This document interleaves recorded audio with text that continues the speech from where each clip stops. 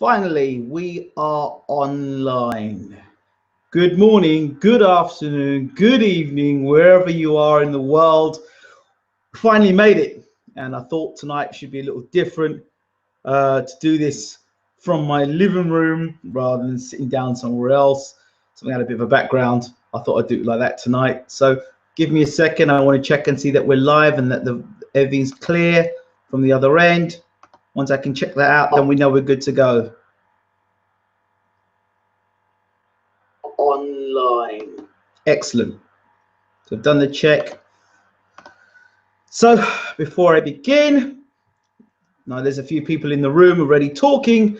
There's lots of talking points to get down to, so we'll get on straight away. Let's see who we've got in the room.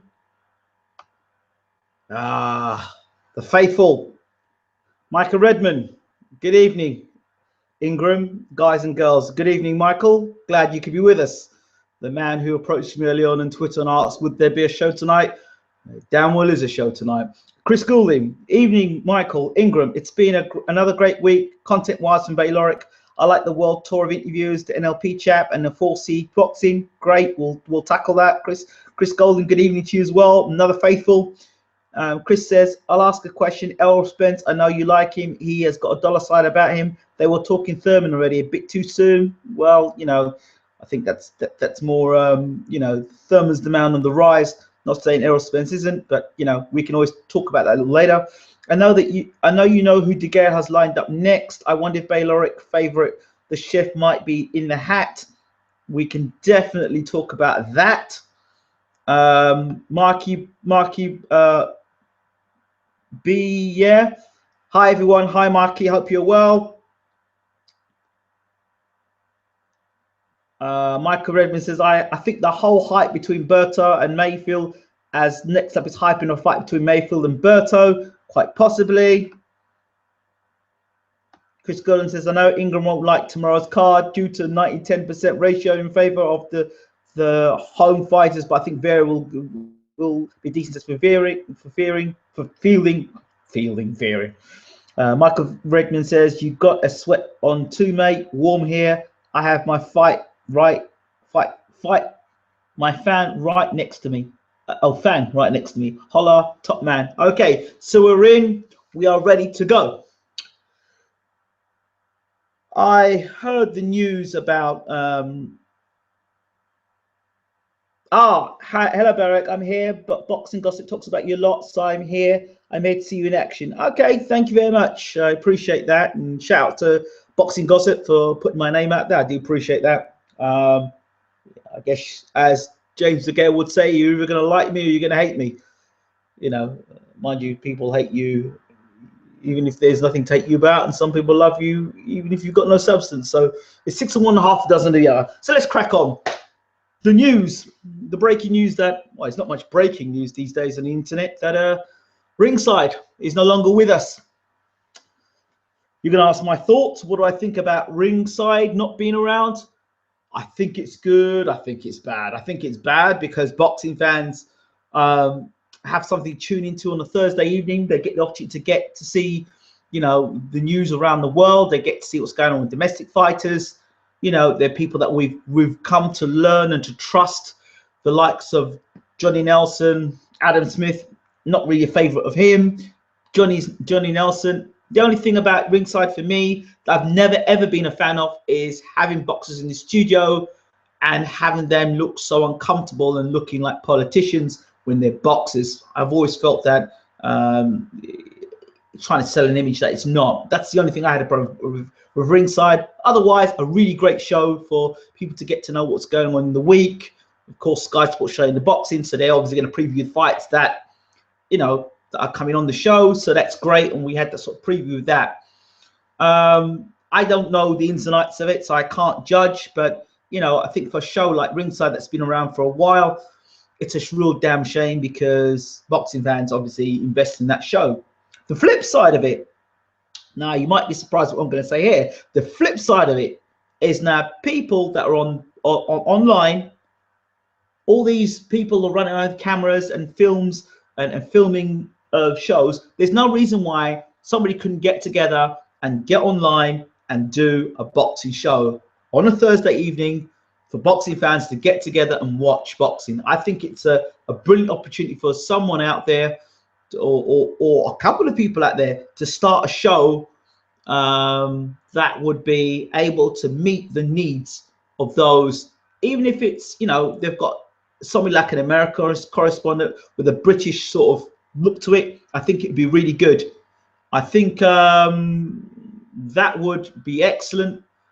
I think that's obviously a way forward for the online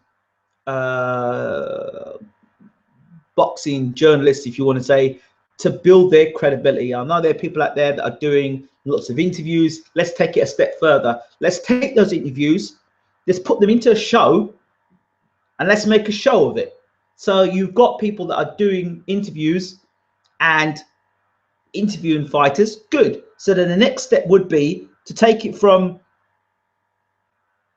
the interviews and hi, my name is blah blah blah, I'm here reporting, or here's the press conference. Great. Okay, we could take that one step further, and now you could build and start having clips of a press conference, and then still press conferences of different fights going around the country, focusing on small hall and big hall fights. And on top of that as well, then you can have a bit of world news, so you can hook up with a couple of the writers online from or YouTube people, hook them in together. You can do it. I think there are pluses in the fact that Ringside has gone boom. I think there's great ideas. Cassius and Helder show. I'm not being disrespectful. I do know Kugan Cassius and I do know James Helder fairly well. And they work damn hard. They work really hard. And I know they get a lot of flack, but I don't know. Some people like Kugan Cassius and Helder. Some people don't. I don't know. But what you've got to say is what Kugan and Helder do is great at bringing you the content, but then you need somebody to take it that step further. That's going to say to you, you know, if Kugan and Helder, one would say, you know what, I'm going with this guy fighting or that guy fighting, great. But then if you did that, then they may not have the access to certain fighters, and they may, their whole brand is about bringing you the content with a sort of unbiased view, if you want to look at it that way. So really, if you can have the combination of, like, for example, a Kugan Cassius and a Helder bringing you the information, and then you could have somebody, you know, giving you some breakdown on it. Then you could have somebody breaking it down, and then you could have some 2 or 3 people maybe afterwards, after they break it down, you know, serving you something. So you have the prediction, the preview, and what's going on around in the UK. I think it's a big show. I think it's a big ask, but I think the YouTube community are more than possible and able to do it. That's what my personal opinion is. And I think for too long we look to Sky or look to Box Nation to be our leaders, and then when we, you know, then we listen to commentary, and then we select the commentary team, or we select this person and select that person, but yet we're the same people going out there and getting the videos and stuff. So I think that I think it would be nice to see the boxing community coming together and doing something. I've said this before, I've said it again. I think there's a difference between, and we have to make, we've got to make a stand on this in boxing. I think we've got to understand there's a difference between running around with a camera and getting interviews, and then the next step is asking the key questions that fans want the answers to. And to ask the key questions that fans want the answers to may make you unpopular, may make you somebody that, but for you to do that, you've got to build a different kind of relationship with fighters and promoters and managers, you know. So I think you need the different elements, and I think if you could bring together the best of what is on YouTube in the UK, let me tell you something now, we could smash what Ringside have done. We could smash what Box Nation have done. Don't bring myself in that, because I don't know if I can commit to something like that. But what I'm saying is, could you imagine, let's give you an example, let's say, like, you've got different boxing outlets. You've got Spencer Ferron, you've got Box Talk, I mean, you've got Dwyer saying what he's saying. You've got Wingy saying what he's saying. You know, there's so many people around. You've got the boxing voice. You know, great guys doing what they're doing. You've got Dante's boxing. You've got boxing wave. You know, you've got Stu Little doing what he's doing. You've got 4C Sports Media. You've got so many people doing what they're doing out there. Can we not bring it together and make something happen? There are too many egos in boxing. Oh, you know what? I've interviewed that person before, you've interviewed them. Or, you know, I've got the exclusive here that you haven't got. No, let's come together and make it happen. I've been saying it for ages. And I don't know, and I'm not blowing my trumpet here, I don't know how many people do crossovers like I've done crossovers. I've done crossovers with so many different boxing outlets now, you know, and some of the best boxing outlets out there as well. And I've got no problems doing that because boxing is something that brings us all together. When you start being so like, this is my bit, this is my little community here, that's what breaks the sport down. We need to be bringing it together. On the Ropes Boxing, of course, does a fantastic job with Jenna J, and the people are there as well. I think Michael, you're part of Redmond's part of it as well. So you need to bring people together. Michael Montaro, another show. That people need to working together. It's silly. It's ridiculous. And, you know, there are people you've heard me say over and over and over again, and that's why I've started to do this boxing tour. This is why I've done it, to go across the media outlets to discuss what do you do? What are you about? What are your intentions? You know, I won't mention names because I know people within the industry, blatantly know within the industry, that would swerve me, and not go and say, you know, like crossover. They ain't interested in crossovers because it doesn't look good for their business, doesn't look good for their company. So you got to ask yourself the question, what really is your intentions?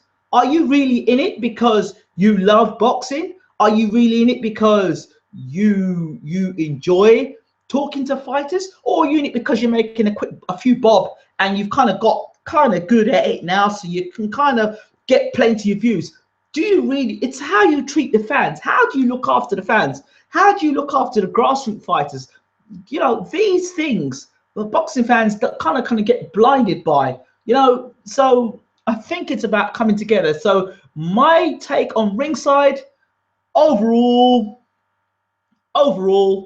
and especially I will say myself, when you've got pundits out there, no names being mentioned, when you've got pundits out there that always having a swipe at the YouTube community for the, you know, swiping at the YouTube community, when you have got nothing positive to say, and you've got nothing positive to contribute, and you've got nothing possible, you've got nothing to contribute, nothing to say, nothing good to do, keep your damn mouth shut, right? Because you're not helping the community. When you've got people that are going out there and trying to bring the videos in and bring the information in and bring it back to the community, I think that's good. And there's nothing wrong with lots of boxing content. There's nothing wrong with it. There's nothing wrong with a man getting on the phone and trying to get an interview for somebody else. But that gets slated by somebody who is supposedly in a position of responsibility or authority. For me, I don't live my life based on somebody else saying sitting in a chair somewhere, you know, who's in a job and kind of is not with reality. So my take on this is, thank you, Ringside. We appreciate all that you've done, but we can take it from here. What does Ringside do that boxing fans and boxing YouTubers can't do? They've got the money to spend on it, but it's an okay show. It's an okay show, but okay, so they've got the access to the fighters. Okay, fine. But, you know, I think that the YouTube community should come together and get out there and do the stuff. I mean, you know, it can be done. It can be done. It should be done. And this is a time for someone or a group of people to get together, put your fingers out the arse and do a show. That's what I say. That's what I say. You know what I mean? Get a group together, even if it's like 3 or 4 of the best that are on YouTube doing in the British arena. Get them together and do it. But no, there's too many egos. Too many egos. Oh, I've been on TV, so, you know, I don't feel I should talk to you. I'm beneath you. That stuff is absolute rubbish, you know? I mean, I could walk around saying, oh, well, I was the first person in the UK to interview Terence Crawford, or I was the first person in the UK to interview Keith Thurman, or I was the first person in the UK to get a full-blown interview with Muhammad Ali's brother. I could go on and go on and on and on and on. I could say, oh, I did an interview with Destiny's Child's manager. I could go on and on and on and on. But that doesn't prove, doesn't mean anything. So you did it. What does it mean? Doesn't mean crap. Really?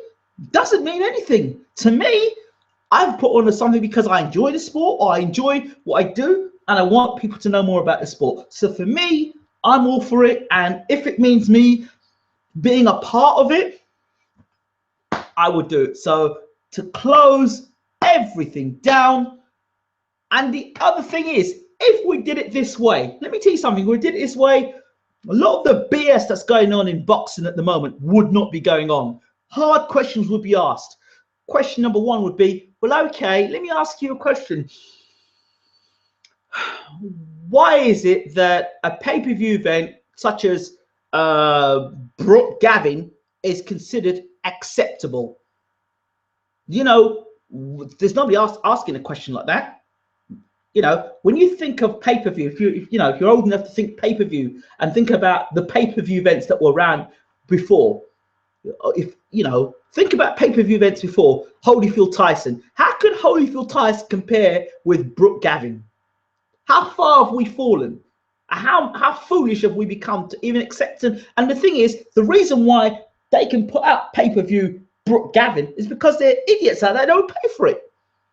So what I'm saying now is like, let's even think it this way. Imagine having Frank Warren. You talk about the gloves are off. I'd do a gloves are off. Frank Warren, Eddie Hearn, Steve Goodwin, who else? Dennis Hobson. Get them all in a room together and let's talk boxing. Let's talk about catch weights. Let's talk about contracts. Let's talk about promotions. Let's talk about pay-per-view. Let's talk about these things. Let's talk about drugs in boxing. Let's talk about these subjects. Could Ringside do that with all Ringside has done? Have they done that? Could they do that? Right. Could it be done via Skype call? This is what I'm talking about. The opportunity to build and to grow and to maximize in boxing is phenomenal. And the fact that Ringside has done a good job in what it's done, but it's time to take it to that next level. Can the YouTube community do it? Sure they can. And you think today there's breaking news that comes through YouTube faster than it comes through sometimes the promoters' mouths. Payments, you say. Well, that would be something we'd have to work out, I think. But how many YouTubers are getting paid at the moment, and how are they getting paid? They're getting paid through YouTube. I don't know. I personally think that if you had 4 or 5 YouTubers come together to do one show, then you could ask yourself the question: who would have the YouTube account? How would they get paid? You'd have to split by 4. But I really do think that, thank you very much, Ringside. Appreciate what you've done. Come on, YouTubers, let's get together. Let's be a community and make something special happen from that community. But that's what I think. I'm here now at 10:20, and some people are tuning to me. I mean, God knows a bigger channel could do it. So those are my thoughts. That's how I feel about the Ringside and the death of Ringside. Am I disappointed it's fallen? It's gone? Yeah, I'm slightly disappointed, but hey, I could tune into a lot of channels on YouTube and get just as much information or even better information without the biasness within it. So that's my point about Ringside. So those are my thoughts about that. That wasn't how I was going to start my show off, but those are my thoughts about Ringside. Boom. So let's hear what you people are saying.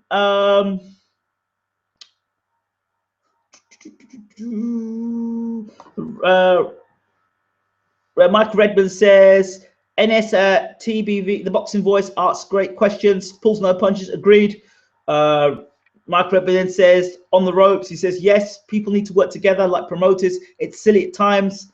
Boxing family, bunts, he laughs. He says, Chris Golden says, you're in this corner, crossover was very good and of course led to good things. Thank you very much for that, Chris Golding. Bang on, mate. They get the access, of course you do. If you build it, he will come. Okay.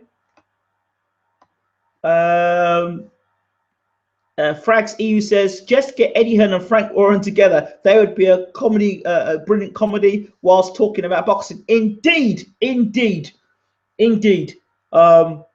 Payments, valid points, mate. Excellent by Redmond. He says, ha, tangent. So that's what I think. Those are my thoughts and my opinions on the boxing community, not just in the UK, but in America. I think that has to be done. You know, and I like to see more crossovers. You saw the first crossovers with myself here, and I've been doing it way back. So, you know, I enjoy crossovers, and I'll continue crossing over so that boxing fans around the world can get the opportunity to see other different boxing outlets, what they do, why they do it, how they do it.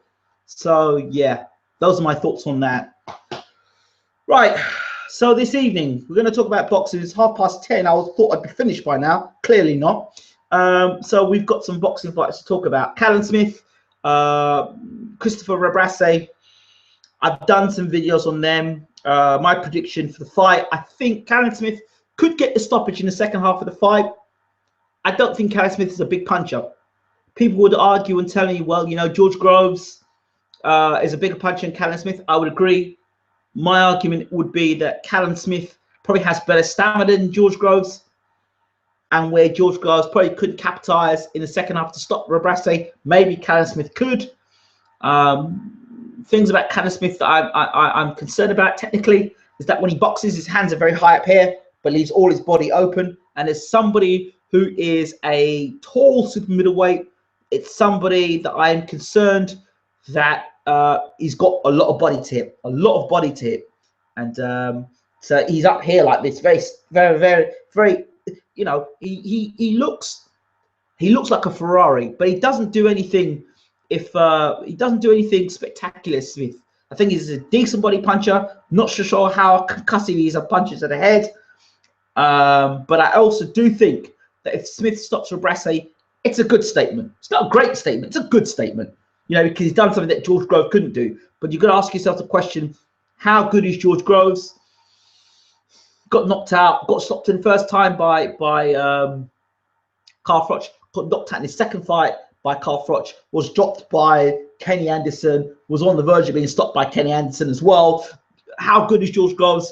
Don't know. His chin, questionable, and his stamina is questionable at the highest level. You know, is that enough to be a world champion? Is that enough to not only be a world champion? There's a difference between a belt holder and for me, a long-reigning world champion. I think Groves could be a world champion, but I don't know if he'll be. No, he could be a belt holder, but I don't know if he'll be a solid, solidified world champion. So, yeah, you say that. You do say that. You know, there was a fight he used to fight like that. Michael Nunn was excellent at that. I'm not sure because Smith doesn't move his head that much, and when you move up against a better level of opposition, will that work? How would Callum Smith fight against, for example, a rugged style like a Glenn Johnson? I'm not talking about Glenn Johnson, even a Glenn Johnson that fought Carl Froch, that Glenn Johnson. How would he fight against a Glenn Johnson, a pressure fighter that threw good body shots and worked the head? How would he fight a guy like that who's physically strong? How strong is Callum Smith? I don't know. At world level, against guys who are physically strong, how does he do? These questions, what's his chin like? What's his heart like in a tough fight? These are all question marks they need to ask. And how does he make the weight? You know, he comes down, he seems to do the weight at the moment, but we don't know because he's not really in those hard, grueling battles. And eventually, as you move up in levels, you've got to find out how good that is. So, James DeGale, I was asked earlier. Yeah, people do say Groves gases down to boiling down to 12 stone. Yeah, he may do. So then fight a light heavyweight. Fight a light heavyweight. Clearly, you coming down 12 stone. I think completely off topic. I'm a huge AJ fan. I'm not a casual fan. I'm not a casual fan. Saying I know my boxing, but what are your thoughts on AJ right now? Oh, I really don't want to talk about AJ again. Let's see him fight somebody who's going to punch him back. Let's see somebody whack him on the chin. Let's see him be tested, and then once he's been tested, and you could say, yep, he's been tested, he's come through his acid test. He hasn't had an acid test yet. Let's see him get through his acid test. I had a discussion the other day with somebody, and I said that, and we both agreed that the British public are really, really boosting up Anthony Joshua. In fact, worse than David Price. And I am really concerned that they've put Anthony Joshua in a pedestal, and his promoters done him no favors. No favors whatsoever, because he's putting him, the expectation gets more and more and more and more and more, to a point that I'm not sure he can actually deliver. Let's see how he does against guys who hit him back. Boxing's about hit and not get hit, but you've got to be in a ring with guys who can fight back. At the moment, he's fought nobody who'll fight back. He's done what he's meant to do at this point. There's another level. And let's look at him at that next level before we can really, you can like a guy, but let's see what he has in the future. So that's my thoughts about Anthony Joshua at the moment. Untested, untried, untested. Let's see him against somebody decent. A Dillian White. Even let's see how he does against Marius back. Let's see how he does that fight, where he's got a guy who's got punch power, a guy who might not be the quickest in the world, but is big, strong, tall, decent jab, and can fight. Let's see how he does against him. Groves without Booth is nothing. With Booth, he could have beat Froch. I agree, totally.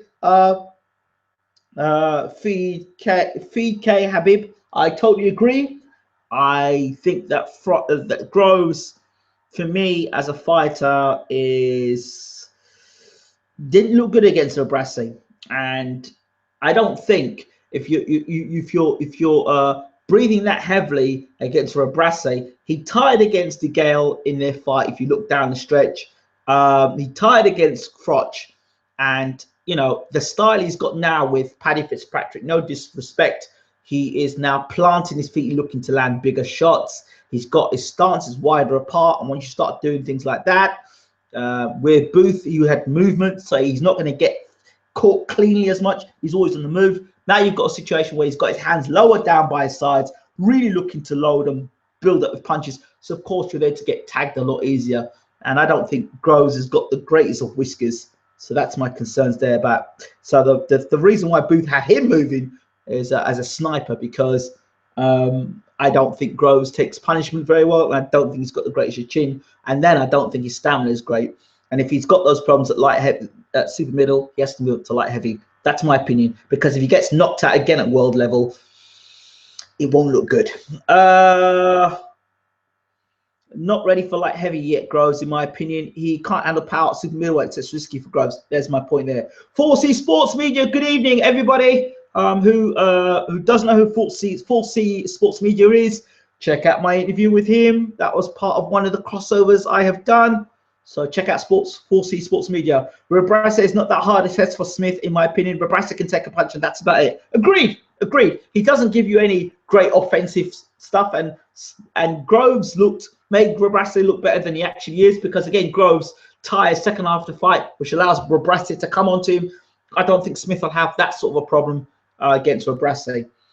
Callum Smith would be a good light heavyweight in a couple of years. Yeah. Let's see what he does. Let's see if he doesn't get wiped out of super middleweight first. Smith is good. I don't want to use the word ordinary. I like Callum Smith. He reminds me of a classic boxer. And there's some things about Smith I really like. Like when Callum Smith throws a jab, he's got his chin tucked in behind his shoulder, so you come over the top with shots. He's got that protective there. That's what I like about Callum Smith. But is he one-paced? They say he moves through the gears, but you can move through the gears against guys that really don't mean anything. Can he move through the gears against a world-class opponent? Can he move through gears against a guy that's whacking you back, hitting you and hurting you? That's what I want to know about him. So Smith looks good, like a good car. What's the engine like? What's the chin like? What's he like in a real fight?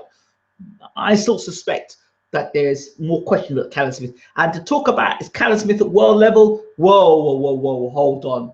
That's a bit more that Eddie Hearn sort of whispering in your ear, sort of, yeah, Callum Smith would beat George Groves right now. No, let's not go that far. Groves can punch in the first 6 rounds. You know, you know, he's landing body shots, and the way Callum Smith likes to box like this and have all that body open, concerns there. Let's see when he moves up in levels what Callum Smith really is. Callum Smith, they say he's the best of the Smith brothers, but then if you say he's the best of the Smith brothers, it depends on how you rate the Smith brothers. British champions. Have they got any European champions? Don't know. There was a comment that was made the other day by Joe Gallagher, and I'm not being disrespectful here. Joe Gallagher said if he trained Paul Smith from day one, Paul Smith would have been a world champion. And somebody in Twitter said, well, that's great. That's nice to hear from Joe Gallagher, but it's not like he's produced many world champions anyway. But that's, you know, I like Paul Smith. I would like him to have stuck with Buddy McGirt. That's my personal opinion. And I'd like to see what he would have done as a middleweight, not super middleweight. But again, that's my opinion about George Groves, Paul Smith. Let's see, we go here. The Fragger EU says, completely agree. If he does fight Vac in September and does 5 or 6 rounds and then stops him, that would be a good statement. Yeah, it would be huge. It'd be a good, very good statement. If he can stop Marius Vac, who I've interviewed, I believe that's a good statement, a very good statement. If he can stop Marius Vac, be a tough job to do. But remember, Vac will come to throw punches back. What's Joshua like when he gets hit back in the chin against a guy who's as big or bigger than himself? See what Booth has done for Lee. Now, this thing about Adam Booth and Andy Lee. See, I made a point about it a long time ago about Andy Lee. Andy Lee was trained under Emmanuel Stewart, right? He got a lot of his tutelage but there. And I think that Andy Lee has matured as a fighter. And so those skills and the skills that he had, he might be a late bloomer, Andy Lee. And I think Booth has been there to harvest that. But I think Andy Lee had some tools there already. I mean, Lee was a puncher anyway, and his fights have been won not by any great boxing skill. Let's get this straight. He's done it by knocking guys over, right? So, punch power. And I don't think Booth teaches punch power. I think that's something that Lee already had. So that's my thoughts about Booth Lee. Pretty harsh, but that's kind of the way I see it. I'm sure Booth has added his own little mix to it, but it depends on how much you rate Adam Booth as a trainer, and you got to see what a guy does in the corner. As Uncle James Elliott Bashir says to me, judge a fight about a trainer by what he does in the corner, not by what he says outside the ring. So you can take what you like from that. Rebrasse will come forward though. Yeah, good evening, Kyle Deal. Yeah, he'll come forward. Not many have done that versus Callum Smith. Yeah, he'll come forward, but he's not. He comes forward, but he's going to come forward to make Callum Smith look good. Make no mistakes about it.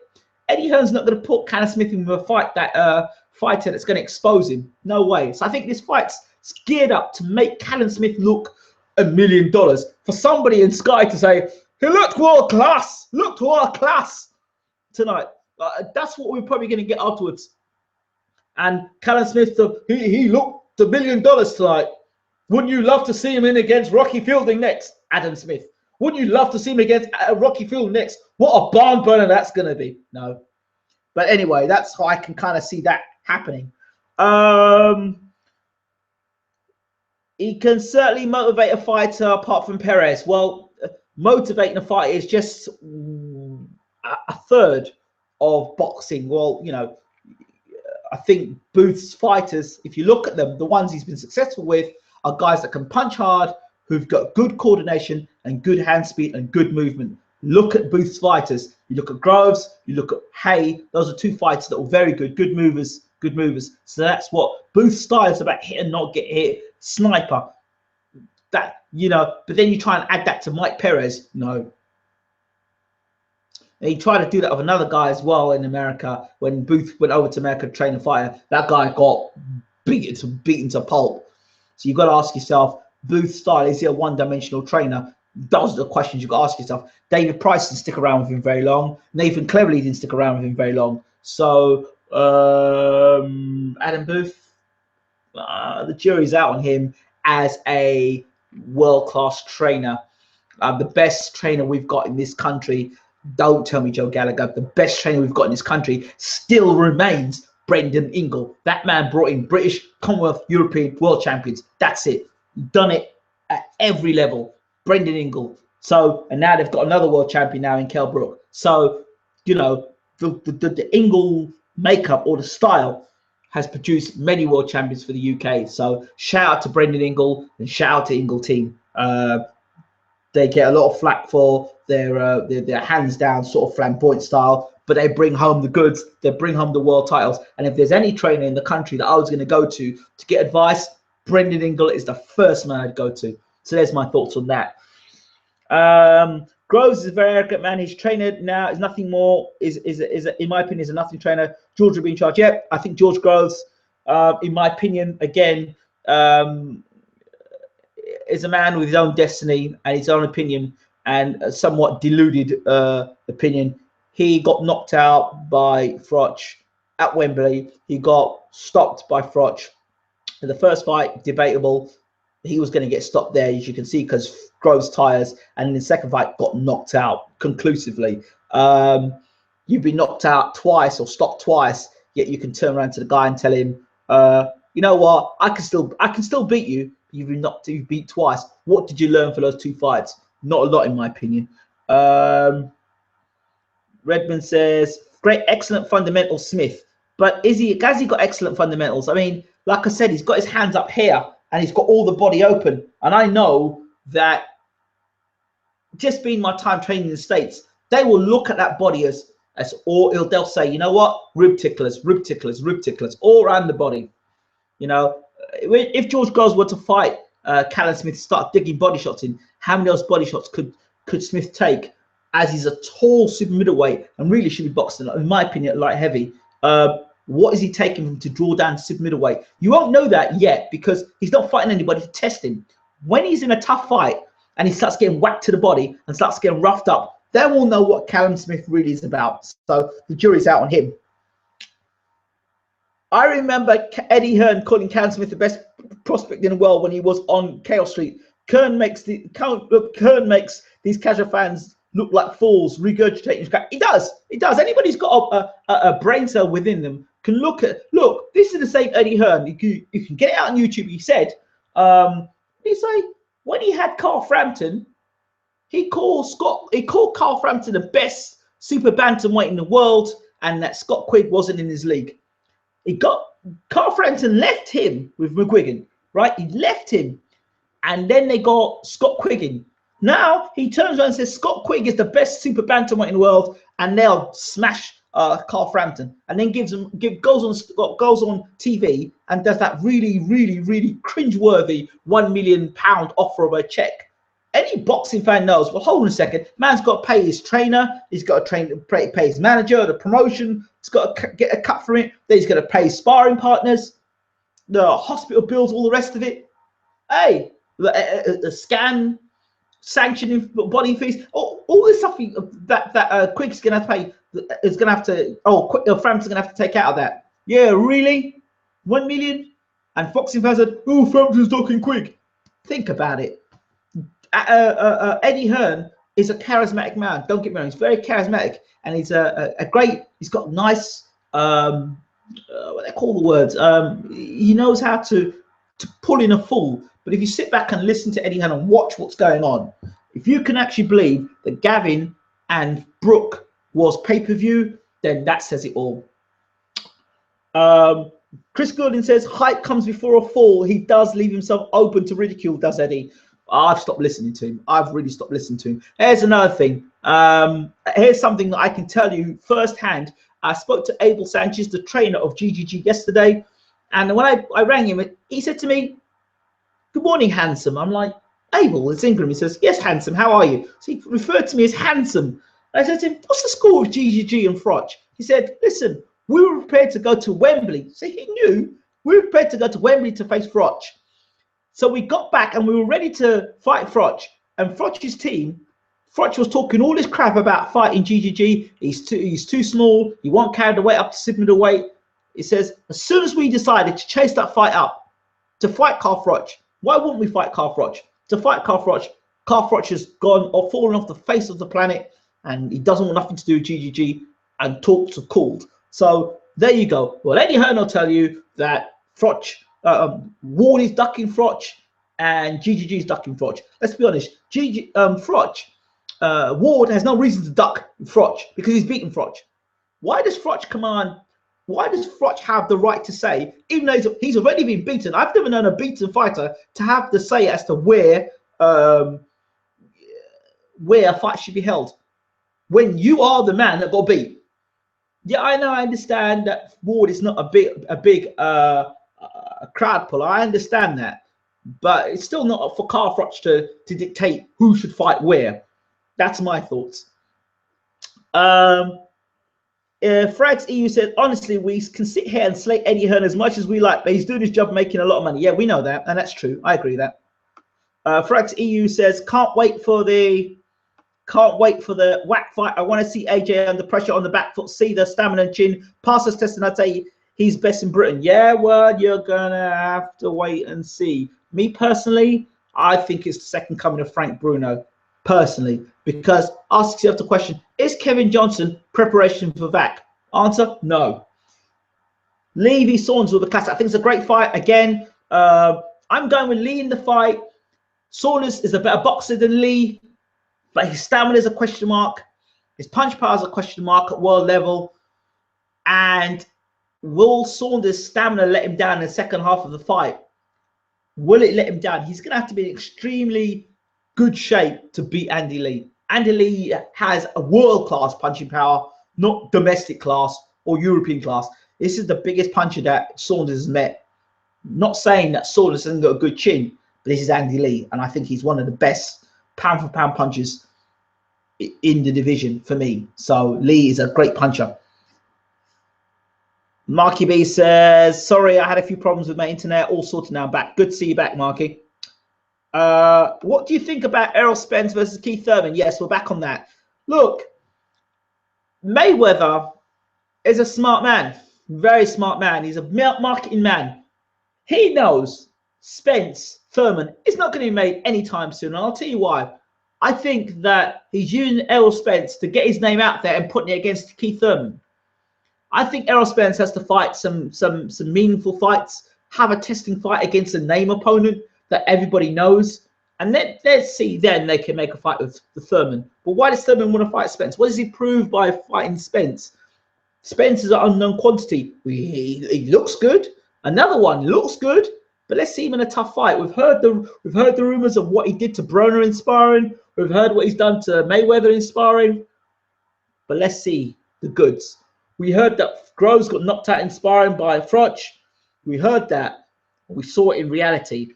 We saw it in the big fight. So let's see what Spence can do on the world level against another opponent that is top class. Let's just wait and see with that. It says Thurman will knock Spencer the next week, in my opinion. Nowhere near ready for Thurman. Yep, agreed.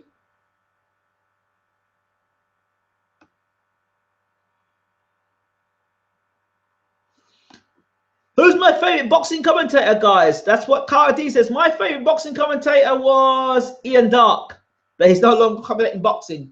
Ian Darke. I love to hear Ian Darke. I don't mind listening to Glenn McCrory. Can't stand Nick Pauling. Can't stand him.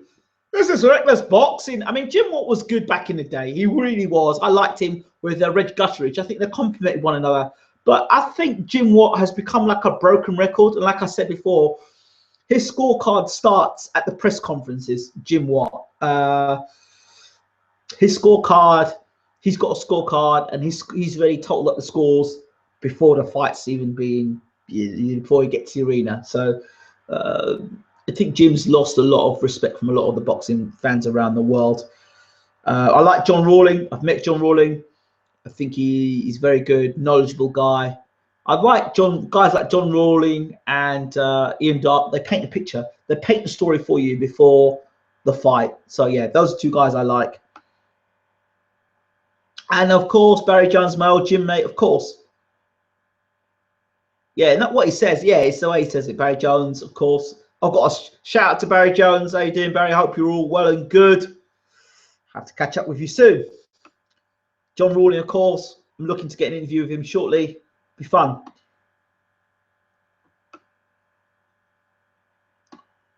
Oh dear, I want that. Let me change the settings on it. Wait a second.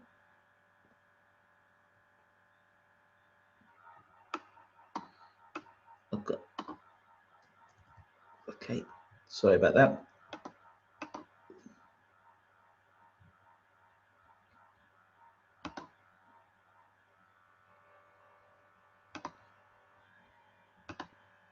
We go. I just had on my channel, it blocked someone, not because I wanted to block it. It blocked it because somebody used the F word, and it ultimately blocked them, and I didn't want to.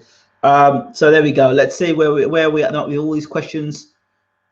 AJ, agree Johnson is not the correct warm-up for VAC, but I believe AJ will prove the test. Also a very top bloke, bit of a Birmingham presser, and he gave me 3 tickets to go watch him live. Wow. Yes, I'm not saying Anthony Josh is not a good fighter, but if there's a huge disappointment on AJ, and he should come up short, the one person you blame for all this is Eddie Hearn.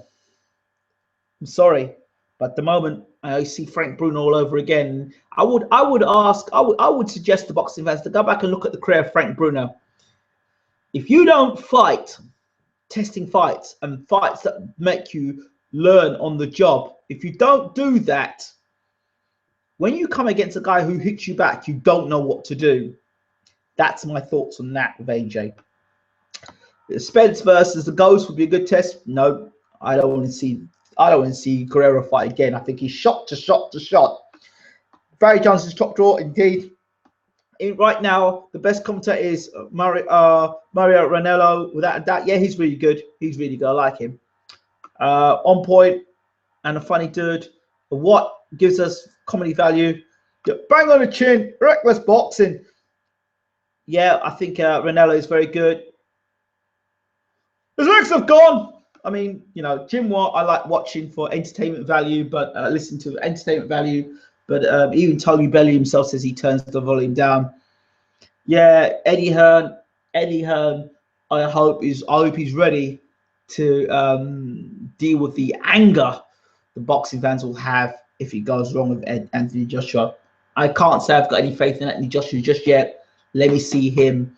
Remember, he was dropped by Dillian Whyte in the amateurs, stopped in the amateurs as well. So, you know, it's not like it hasn't happened before. He hasn't been stopped before.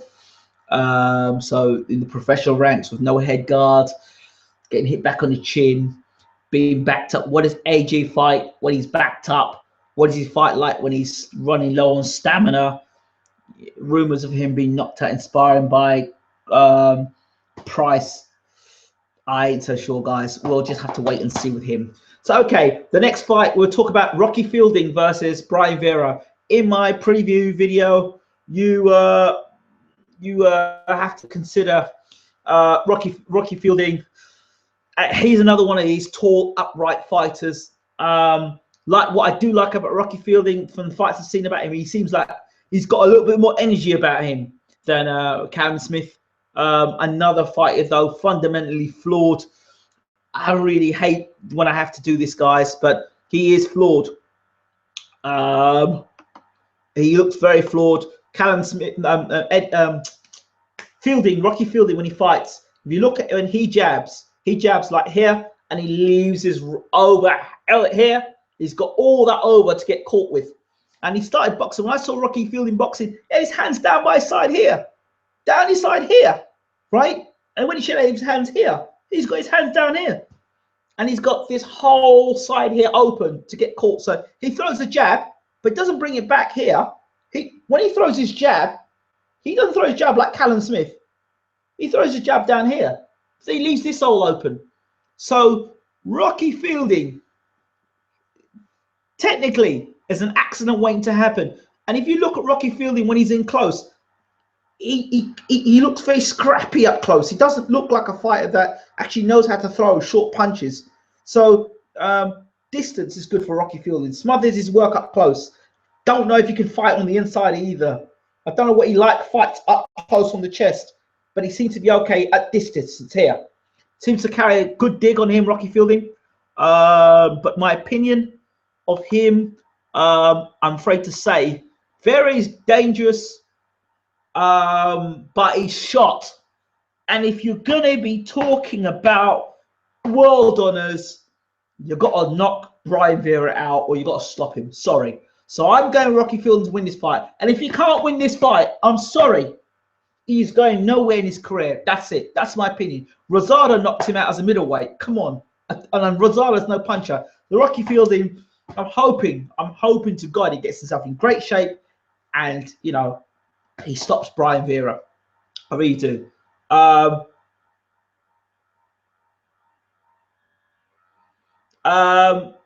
Interesting. Who's Tony Bellew fighting? Looks like a club bouncer, not a pro fighter. I think the guy's fighting, from what I understand, has fought at heavyweight. Somebody made a very interesting point the other day. Orville McKenzie, at cruiserweight, is fighting tougher opponents than Tony Bellew. Think what you want of that. I would like to see Tony Bellew fight. What's the guy's name? Ola Afolabi. Bellew, Ola Afolabi should be the next fight, I think. And if Bellew can get past Afolabi, then he should fight Huck. It makes sense for me. Ola Afolabi, Tony Bellew. Good fight. Two British fighters. Why not? Make it happen. Bellew should win this fight by knockout. You know, he's just keeping himself warm, as they say, and going through the gears. Let's see what we've got next. I feel sorry for Bellew, a 2-day notice fighter. Not the best preparation for a title shot. Not really, no, but, you know. Vera is dangerous. Vera's sharp. I'm sorry, he's sharp. Lucas Brown. I did a video on Lucas Brown. Gentlemen, you're not going to like what I've got to say. I did a video earlier today about Lucas Brown, and he's a nice enough guy, Lucas Brown. But look, he's got a skinhead. He looks like a football hooligan. He looks like a hard man. I'm sure he's a very hard man. And I'm not disputing Lucas Brown. He's not a hard man. We're talking boxing here. And hard men has got nothing to do with being a hard man. Doesn't mean you're a good boxer. Lucas Brown is not a good boxer. Lucas Brown is a very heavy-handed man. He's got a very big right hand. Yeah, Orville McKenzie is going to fight Afolabi, but I was suggesting Bellew fight Afolabi. That's the sort of level. I don't see why Orville McKenzie should fight Afolabi. So it was a suggestion rather than an actual fight actually made. So I wasn't confirming that. Lucas Brown has a big right hand in him, and if he hits you that right hand, you're going to go. But the level of opponents that Lucas Brown has been fighting, based on that, and then the sort of talk about him fighting at world level, they're two extremes. If you look at it, two extremes. Lucas Brown, you know, was fighting against James Toney. If anybody looks about that, you know, James Toney was tagging him and hurting him. And I'm sorry, Lucas Brown, slow of foot. And if you're slow of foot and short arms as a heavyweight, there are problems. Tyson overcame those issues because he was fast on his feet and moved his head and came in real quickly, which he was able to slip past the jab, good head movement, and get inside. Lucas Brown hasn't got that. So Lucas Brown is like, if you let Lucas Brown hit you in the chin, he's going to knock you out. But against the big heavyweights that use a good jab on Lucas Brown, and the fact he doesn't move his head is stationary, he moves forward, right? He's got a big head that, again, I'm not disrespecting Lucas Brown, but when you're looking at world-class heavyweights, you can't put Lucas Brown in that mix. I'm sorry, you can't. He looks mean, but looking mean doesn't mean you can fight. Lucas Brown has got a lot of heart. I suspect he's got good stamina, but Lucas Brown, and he can fight if you allow him to fight. But Lucas Brown is a guy that's going to he's easily outboxed, and for me, he's a knockout waiting to happen, because you can't keep walking forward, leaving your chin in the air with no defense. Lucas Brown has got zero defense. Zero defense, doesn't move his head, and is open to right hands. And then slower foot as well, and short arms, right? So you're going to try and put Lucas Brown in the ring with Deontay Wilder. Faster feet, faster hands, just as big a puncher, and you really want to put Lucas Brown with Deontay Wilder? I'm sorry, you are looking at a demolition job.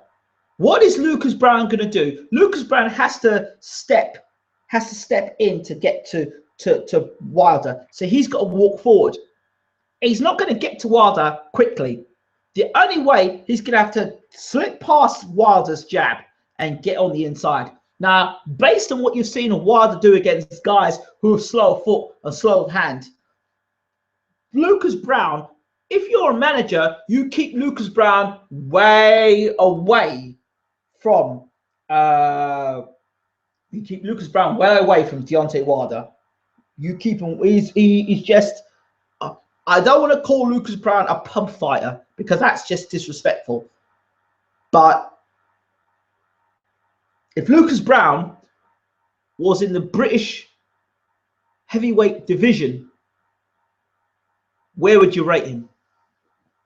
And would he still be unbeaten? I think Lucas Brown would struggle against Derek Chisora. I think Lucas Brown would struggle even against Audley Harrison. And that's no disrespect. Audley Harrison's defeats have been against guys that have been tall and long. Tall guys. Look at his knockout. And of course, David Haye was fast on his feet. But against someone Lucas Brown who's slow, Audley would measure him up and use the jab and the right hand. See? So I think Lucas, yeah, it does take one. As I said, he has one big right hand. But yeah, he's too slow. He's way too slow. I don't know how people can say. I don't see how people can put Wilder in with Brown. He's got a solid chin. He's got a decent chin, but a solid. Been dropped a few times already. Lucas, I think he's been dropped a few times. And if you're good dropped a few times and you ain't fight Deontay Wilder, mate, no, it's not going to happen. Lucas Brown would get destroyed. Lucas Brown, KO's Del Boy. Yeah, how? I don't see it. Lucas Brown is slower hand and foot. He struggled against Del Boy, against James Toney. Did you watch the James Toney fight? Did you watch the fight? Did you see the fight against Rudenko?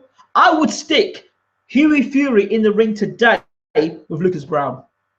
I would. Yeah, he's got a big right hand, but you got to get to him first. Fury's got, you know, bags more boxing talent and ability. Gets up and wins, mate. Against who?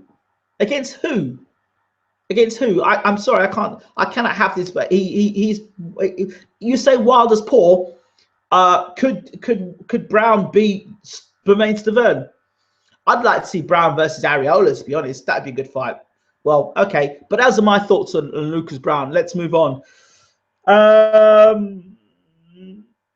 Yeah, Bazza Pope, yes. Bazza Pope, Pulev seems to be a forgotten man. Yeah, absolutely. But let's see what Pulev does when he comes back. I think Tony Thompson is a guy that we've forgotten about. So that's interesting as well. Okay, latest news floating around. GGG versus Floyd Mayweather. Now, I don't know how many people have heard this story, but apparently, and this is what I've got to find out, apparently GGG is training to fight at light middleweight with the hope of getting a fight against Floyd Mayweather. That's what I heard. I'll chase up that story. The other story I told you guys about, that people laughed at me and thought I was going mad and bonkers, and now everyone's jumping up and down about it. Oscar De La Hoya making a comeback. Oscar De La Hoya, 40-something, saying that he is the best light middleweight in the world. I don't know if Oscar is smoking crack, he's back on drugs, or he says he's completely clean. In my opinion, Oscar De La Hoya was a very good fighter in his heyday. Oscar, no, please. Mayweather was calling him out for a final fight. There's been lots of talk about Mayweather fighting Berto, but the rumor is that Mayweather won't be fighting Brook or Khan or Berto, but GGG. That's what I heard. I don't know how true that is at all. I don't know if Oscar is on a wind up, to be honest. I really don't, because the stories are getting out more and more and more. Really and truly, you may think Oscar the other day. I looked at Oscar in a post of him, and he looked in fantastic shape. You don't get yourself in fantastic shape like the way Oscar De La Hoya has got himself in shape. He looked in better shape in that photograph than he did when he fought Manny Pacquiao. That's telling you something. Yeah, we all know that Oscar's past it. That's not the point. My discussion is not about Oscar being past it. Listen to what I'm saying. I'm saying Oscar De La Hoya is considering a comeback. And based on what I'm seeing of him on photographs and pictures, and I mentioned this about a month ago to you guys, and it's coming back out now, I don't know. I don't know. Oscar De La Hoya at 42. Let me tell you something now. If anybody can give me a good reason as to why Oscar De La Hoya fought Manny Pacquiao at 140, how many pounds? 144 pounds or whatever it was, when he was campaigning as high as middleweight, and his last fight was at lightweight middleweight. Why the hell he fought Manny Pacquiao the way he did? He was as weight drained could be. Why he fought Manny, I don't know. I don't know if you can call him shot. He was weight drained. That's how I looked at it against Manny. Very weight drained.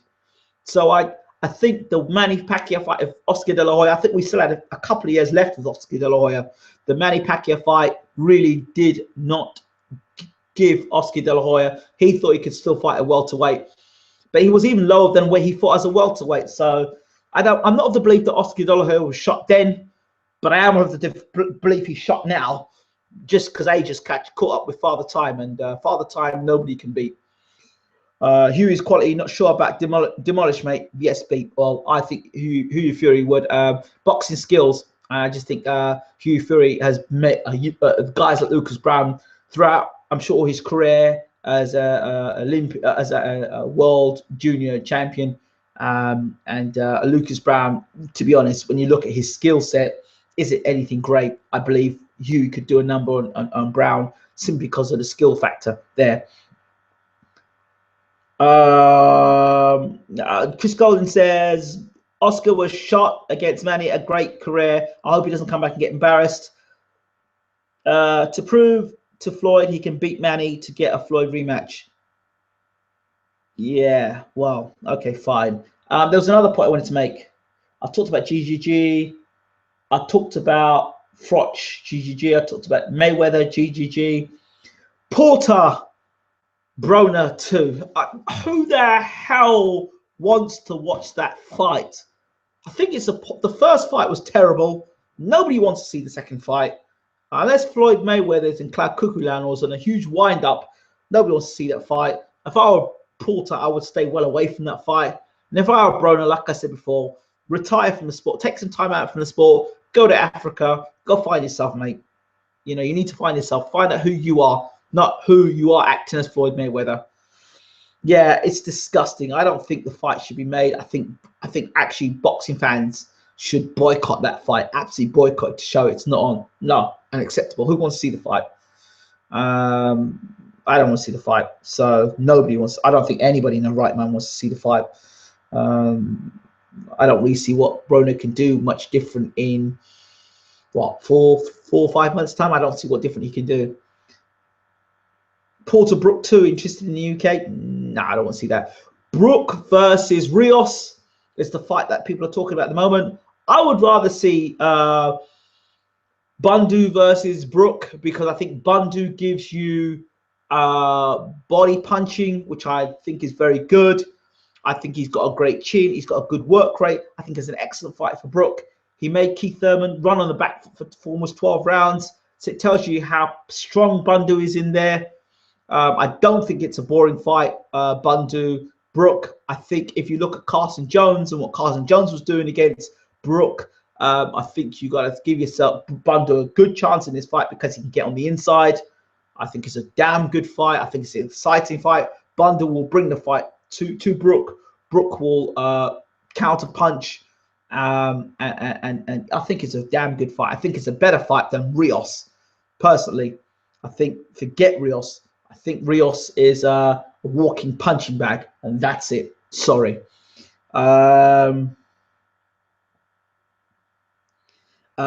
I can't believe some people talking at Brown. I'm not sure you've ever watched one of his fights. If you think him Vivado would be any good, thank you very much, Kyle D. He literally wouldn't let a glove him. I don't think he would. It's like wanting to watch Warfare spit.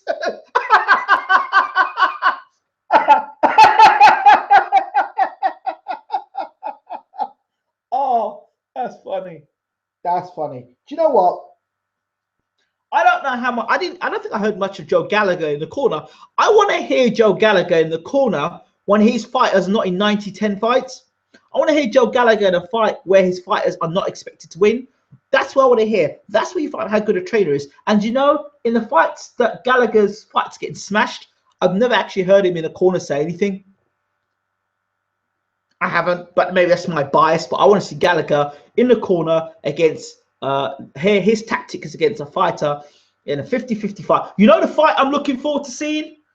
Martinez versus Quigg. That's the fight I'm looking forward to seeing, because trust me, I'm going to be in the corner. I want to be listening to what Joe Gallagher says to Scott Quigg. Scott Quigg is a very good body puncher. I like Quigg. I like the way he puts his punches together. Exciting in that sense.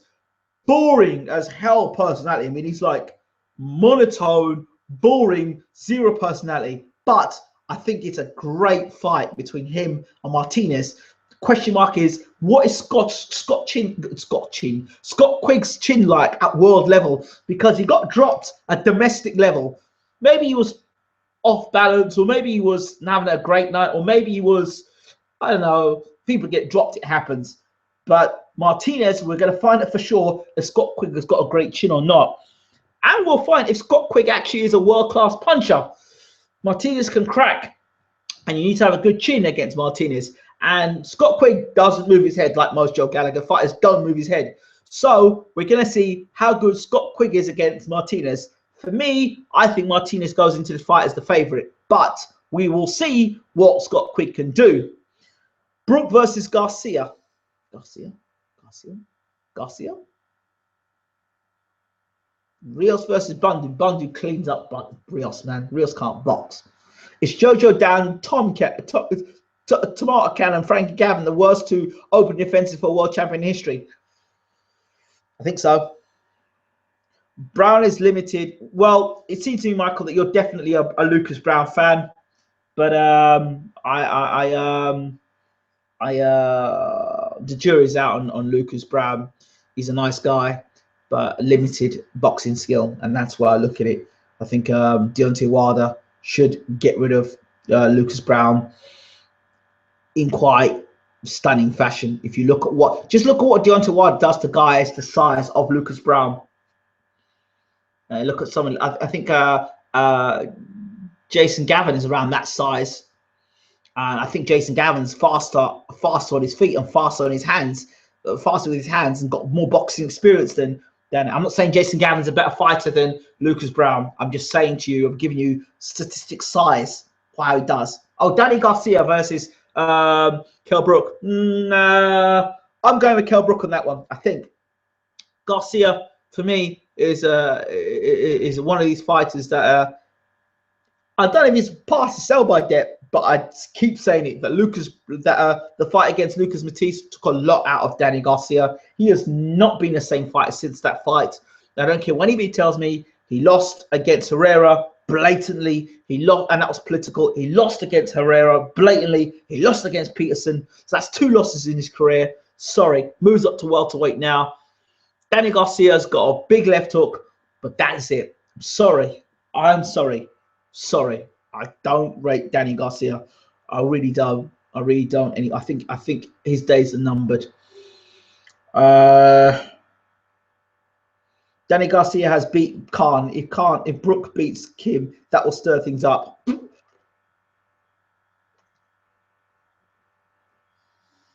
Really, does anyone really care about Danny Garcia? Danny Garcia missed a trick. Danny Garcia, when he beat Lucas Matisse, that should have been his fight to kind of jump. He didn't jump. He kind of dived. And it's got worse. Paulie Malignaggi. Come on. And you know what? I give Paulie Malignaggi half a chance in this fight because of the jab alone.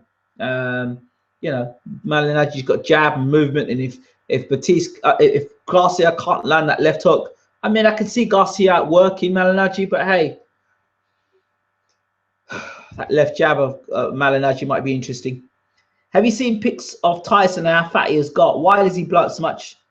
And will it catch up to him? Well, you say that about Tyson. Have you seen Kell Brook and how he's blown up? That's something you need to look into as well. Tyson Fury, you know, people always question his dedication to the sport, because you look at the picture of Vladimir Klitschko at this point in time and Tyson Fury at this point in time. You know, having to take that weight off all the time, that as far as I'm concerned, is something that can have wear and tear in the body. And the other thing that goes is punch resistance. When you keep taking that amount of weight off your body all the time, eventually, I believe your punch resistance goes. I don't know how much Tyson can keep on doing that, but he's got to be more active. I think if Tyson Fury is more active, you might have those issues. So I think Klitschko's got Tyson waiting around at the moment. Klitschko's no arse. He's a smart man, and he'll figure Tyson will get himself not disciplined for the fight. But who knows? Let's see. Peter Fury's going to have to get him in great shape, and then he's going to have to go with a game plan. We'll see. Tyson says he's got his ideas, and Peter Fury's got his. We'll see how it goes. It'll be an interesting fight. I hope Paulie beats him, but he's more of a pundit these days. A good first step yeah, he is. I think so. I think yeah, that's why I was told, in fact, Paulie Malignaggi was talking crap about Porter and saying he was on PEDs and all the rest of it. And then Porter and his father confronted Malignaggi, and he started backtracking about it. So it's on YouTube, I understand. I haven't seen it yet, but I've heard stories about that. Paulie Malignaggi, great commentator. But you know what? Boxing fan, just for 1 second, come with me on this. How many boxing pundits have we got today in the world that are network ass kissers? What I mean by network ass kisser is that if the network has got a fighter that's fighting on the night, how many fights have you seen where the network goes, he's doing this great, he's doing that great, he's doing this great, he's doing that great, and the other guy that's in the ring that's trying, you're not listening to, you're not hearing anything he does until the other guy may put a good punch on him or hurt him, and then the other person suddenly is in the fight. Network commentators are the norm for today. So if you get someone like Paulie Malignaggi speaking out, that's why Paulie sounds so great. Paulie sounds great because they've got a lot of guys kissing ass. With the likes of Jim Lampley, who blatantly loves Manny Pacquiao. When you've got these situations and you've got Sky calling people world class, and when they're not, then when you've got voices of reason such as people like Glenn McCrory, or you've got people like Paulie Malignaggi who talk sense, or even Barry Jones who talk sense, then you've got these guys talking sense, John Rawling. When you've got these guys talking sense, they stand out as beacons of light around a lot of rubbish. So those are my thoughts on that point. Elite fighters never get fat. Ward was out 18 months, never looked any different on HBO. That's my point. So there'll always be a question mark about Tyson's out of the ring discipline. In the ring, he's won his fights. Out of the ring, the Furies are different body types, big dudes. Tyson has got his training pretty on point. He could be in great shape if he stayed semi in fighting weight. Peter works him hard. Yeah, but think about it this way. Let's look at another way, Michael. If Fury was in shape and was only taking off about 10 pounds going into camp, there'd be less training to do, and then you can actually build on. But you think about it, you blow up and then you come back down, you blow up and you come back down. But if you were to come back down, maintain that weight and move forward, surely you'd be a better fighter for it, and you'd be more maintained. I don't think Tyson Fury, in my opinion, will be fighting in 10 years' time. I don't think personally, but I could be wrong. I don't think he'll be around in 10 years' time. If he is, great. We'll have lots more exciting press conferences, but I don't think he's going to be around for 10 years. So we better enjoy him while he's around.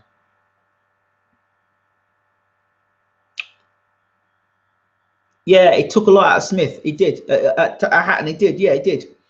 Newspapers are worse for favouring certain fighters. Yeah, they are. Who's Del Boy's new trainer?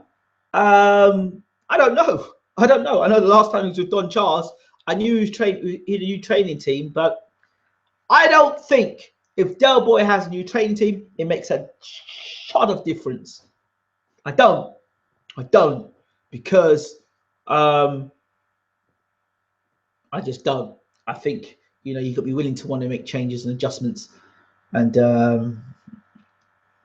I don't. I think he's just going to do the same old same. I'm sorry, that's my opinion. Yeah. So I don't know if I don't know if Derek Chisora has anything left in him at world level. I mean, let's remember, and a lot of people don't pick up these points about Derek Chisora. He takes a lot of punches. The Vitali fight, he took a lot of punches. The Helenius fight took a lot of punches. The Parler fight took a lot of punches. The Scott fight took a lot of punches. Kevin Johnson fight took punches. Tyson Fury fight 1 and 2 took punches. The Hay fight took lots of punches. In my opinion, Derek Chisora has taken a lot of punches in his career. It was oh, Derek Chisora moves his head a lot, but it's no point moving your head and still getting hit with punches. And Derek Chisora has taken a lot of punches in his career, and I don't think that Derek Chisora is. I don't know any more about Derek Chisora. I think he's finished at top level. Personally, I think he's finished at top level, and he's got a tough fight against Ustinov. I've seen them up close sparring. I've watched Ustinov spar with Derek Chisora the same day he damaged his hand.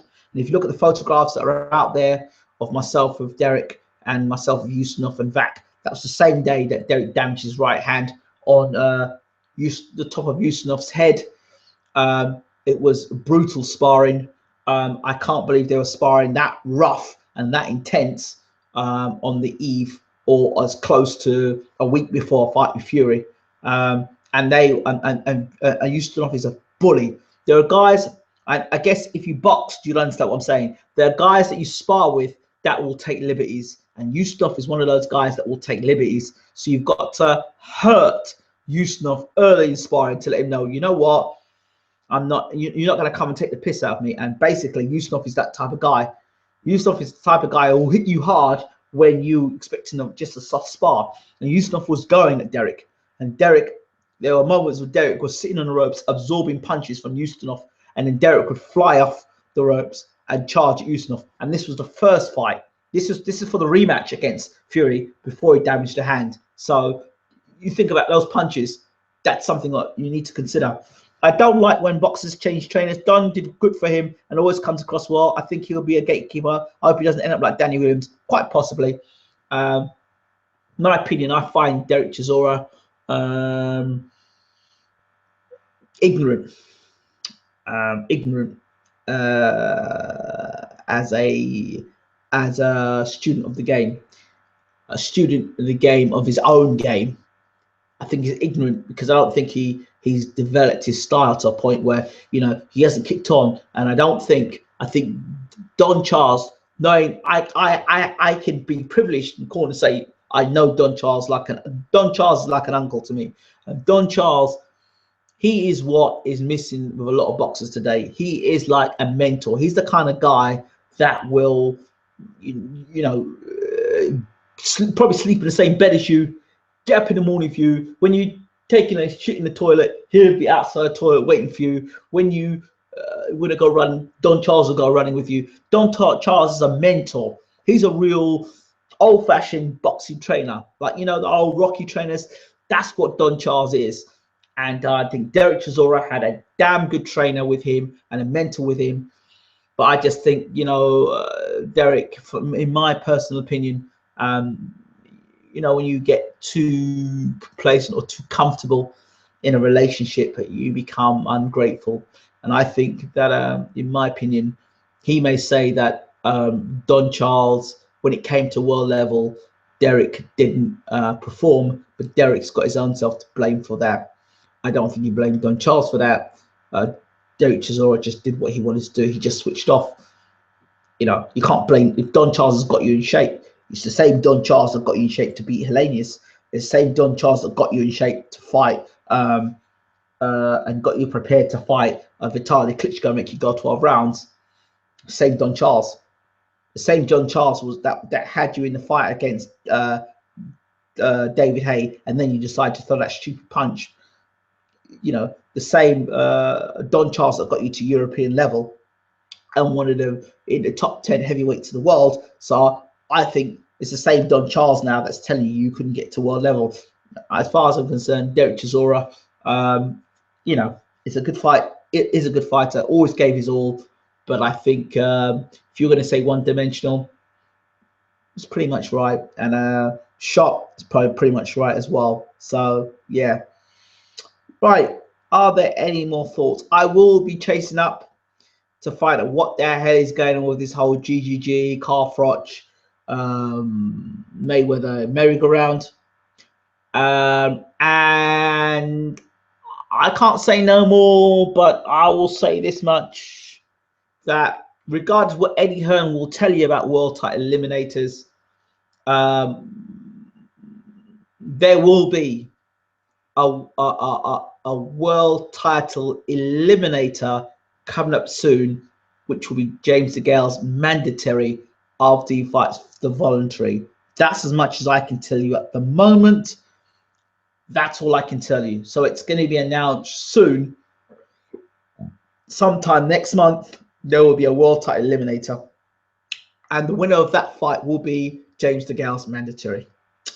Yes. That's as much as I can tell you. Somewhere around mid to late July. That's as much as I can say on that. Oh yeah, the Skype thing, that's gonna happen. I'm gonna try and see if I can. I'm gonna try and get this Hangout, so people can come on the Hangout and use this and talk via the Hangout as well. It's been a crazy week. I'm also committed to an American radio show as well, which is non-boxing, and it's got quite a high-profile show. Do anything know about that? I heard it's a knockover job, but I'm happy for Frampton. I really am happy for him to be fighting at world level and Frampton to be fighting in America. I'm happy for Frampton. I think he's a good fighter. Drew's going to stay while waiting on the big fight. I think he should fight again soon rather than just waiting. Yep, I think that is definitely Klitschko's plan. That's what I think. So yeah, I think that's about it. Hope you enjoyed the boxing this weekend.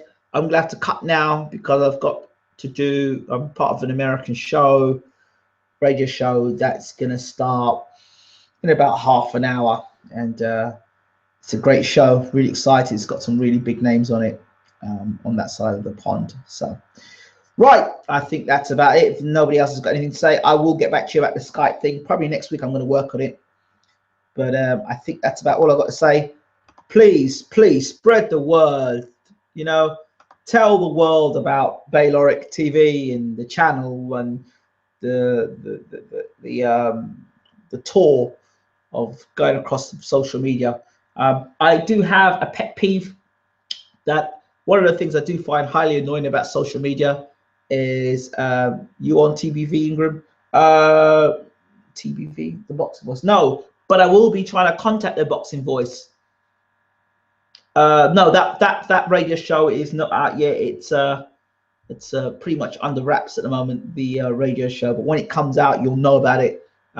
It's major stuff, and I don't talk lightly about stuff like these. These are people that are very well established at what they do. It's an honor to be talking to them, and yeah, you'll just hear me talking about things that are pretty in depth, and yeah. So once the radio show is out, there'll be a website for that, and there'll be a website for other things and other big announcements that are going on soon within the the world and the life of IJ. But yep, that's it really. What show you on tonight? It's a show in America, and yeah, I can only say that much. But when it's out, the website up as always. The one thing I will say on Twitter, spread the word. When you get your chance to see the videos, these live shows, please not only retweet them, but tell other people, spread the word. And if you've got YouTube channels that you like, that you would like me to go and visit and talk to and find more about those people, let me know. Dante's Boxing is one I definitely want to get. Dwyer's out of the question. Don't ask me about it. I've approached Wingy Boxing, and I've approached Hatman Boxing. You know, all I can do is ask. Just like with interviews, you can ask people, but some people won't get on the show because they're shy. Some people won't get on the show. Well, if they say they're shy, but yet they're standing in front of this, sitting in front of a YouTube, and they're doing YouTube videos, I don't call that shy. I kind of more look at that as an excuse. So, you know, I'm not going to beg anybody, but at the same time, I appreciate people. So, you know, I certainly want to get the best I can to get the media, this various boxing media that's out there. So I will try to chase some other people up as well, and some other names in boxing. I do enjoy it. I love it. Ward's attorney, haha, yeah, he was, wasn't he?